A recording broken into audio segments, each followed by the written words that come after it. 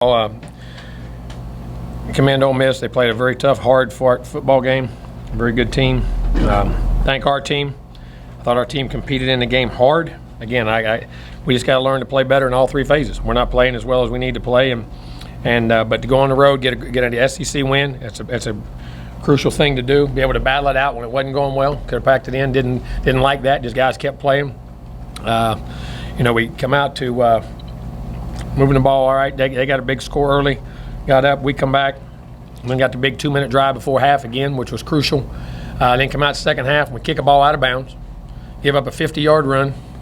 They get a score, get the ball back, and then get a first run. We pop for 12 yards and get a holding ball and get back to 2nd and 20. And then put yourself right behind the 8 ball. Then battle. They only had the ball twice in the third quarter, but we got a big score by the defense. That was huge. Getting a non-offensive score on a fumble was those guys battling there, and they played hard. Did a great job in the red zone 2 or 3 times keeping them out. Then you come out offensively and get then you get a big drive. Miss a field goal down there. We missed 2 field goals on the night. Then get it back and don't move it, then move it down to end and get some rushing game. And then had a big rush and found a way to get a touchdown. And like I said, we did what we had to do when we had to do it. Weren't good on third down. Need to be better on third down. Need to be better in a lot of areas. But ran the ball a little better. The 2 turnovers we didn't need to have. In those situations, the second was weird. I don't think the guy gets his finger on it, hitting the chest. It was a pretty good deal. His first one was just he throws it flat, got pressure, and he's got to lay it. But our kids paddled hard, they played hard, and getting a road win, and we'll just go back, lock in, look at the film, make the corrections, and move on. Jimbo, can you take us through just, again, the defensive plays made in the third? Elijah gets the PI, and he comes right back and gets the strip sack, and then yeah. And we had 3 or 4 critical pass interferences. We got to learn to play the ball. We got to press it and not give up those. I'll look at those and see what we did wrong there. But it was going back, got the strip sack and that critical thing. And the Chat got a big interception. They left the ball inside on what they were doing there. But we gave up some yards, gave up some big runs on the day. A couple runs we didn't fit well. So again, it was kind of like everything. We play real good, give up something. Play real good, give up something. It kind of like on offense. Move it good, all of a sudden you have a bad negative play. It's something bad. Just got to play with more consistency. And I got to find a way as a coach and our staff to get these guys to understand how to do that better. How big was that moment in the third quarter when they get the big run on the fumbled snap, but then you hold it in the red zone and block the kick? And block a field goal. I forgot about the block field goal. They had a missed field goal and a block field goal. We almost got the first one. We got penetration on the first one. We knew we had a chance. We thought we could get one. Our guys did that. And like I say, think you have them stopped on 4th down with a bad snap, and it rolls right to them, and they pick it up and about score, and then go down. This game had a little bit of everything in it. Both sides were back and forth. But, you got to learn to win on your bad days. When you're not playing your best, you got to learn to find a way to come on top, and I give our kids credit for that, the perseverance to make the plays when they had to make them and do that, because it beats the alternative, I say that for sure. How big was Mann's caught down that went out of bounds? Yeah, putting that ball on the 2-yard line. He beat you the question, didn't he? You're mad. He's mad. He's mad. It did. Flipped it again, and that was huge. That was huge, and got him pinned back, and then we got the ball and got down and got the score. Again, special teams, and then, like I say, kick one out, and then put one on the 2. I just put them all on the 2 and kick them all out of the end zone and put them all through the field goal, and it just I'm not an old man, but it's making you old quick. But we got to do a better job. We do. A lot of fresh faces out there, I think, because of what they said on TV, the injuries. So what was the importance of a lot of those guys stepping up in the first game? Yeah, Brian Williams got in there and made some plays. Rennick got in there and had some plays, and we lost Bill the other day and practiced a little bit, got nicked up.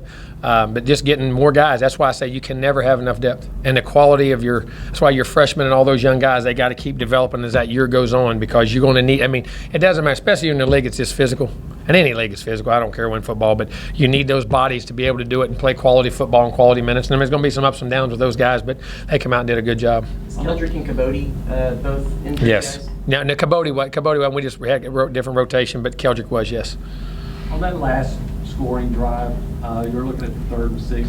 Big play in Kellen ran about, I think, 12 yards. Were you calling a run all the way there? Or? No, RPO. We had options on. We had different options on the play, different things we could do on the play. No, it wasn't all run. And then on the touchdown, it seemed like y'all had a lot of success around. We did on that counter. We got because we were running inside. And we got some inside zone going and popped some runs, and even the one that got the penalty call back, And then they got inside and we blocked them down on the counter, and got around and got on the pull and got the edge, and we pressed it and bounced it and got the edge. And Isaiah really started. He's getting a feel for it. He's getting better and better at what he's doing. It was good to see Cordarian back in the game a little bit to get him going. Did it seem almost strange to you to go into the half with the lead after the way the first half had gone? Nothing in football is strange to me anymore. It's like a story you hear. Is there anything that surprises you? Not, and anymore in football, it doesn't me either. And that's just the way games are. The inconsistencies that happen in the two. That's why I say playing well and scoring is two different things. You know what I mean? And that's what you got to keep. Remember to look at that scoreboard. Don't get frustrated. Play the next play. Play the situations, and we did that. And that's 3 straight weeks we scored in 2 minutes before the half. So those things are getting better, and that was a big job. We feel really good though, considering that. Yes, I did. I mean, at halftime we did. We had momentum. We were moving the ball. We had 218 yards at halftime. I mean, we moved the ball. We weren't good enough on third down, but we were moving the ball. Felt very good coming in. You know what I mean? And defense had given up the one drive, and then really played pretty good defense for the most part. Thought coming out, if we can get a good stops, you know what I mean, and then get it, and we kicked. Like I said, we kicked the ball out of bounds. I mean, he slipped, and it was nothing. He just slipped. You see, if you watch it, he slipped really good. I mean, I saw it. He about busted his tail, and that kicked it out of bounds. They get the ball at 35 instead of there, and then pop a run 40, 50, or however long it was. It was a big run there the first play, and they get down there, and then just change that whole momentum, and that's, we got to be stronger mentally to not let those things happen. You've talked about this 3-game stretch a little bit. How important was this win to bowl eligibility, to just knocking out that? Well, just your next goals of learning to go on the road and overcome. Not just bowl eligibility. You guys, that's your goals, your first goal, winning season, goal, bowl eligibility, and all the things you have. But at the same time, learning to go on the road and persevere when it's not in your environment, it's not in, everybody here is not yelling for you.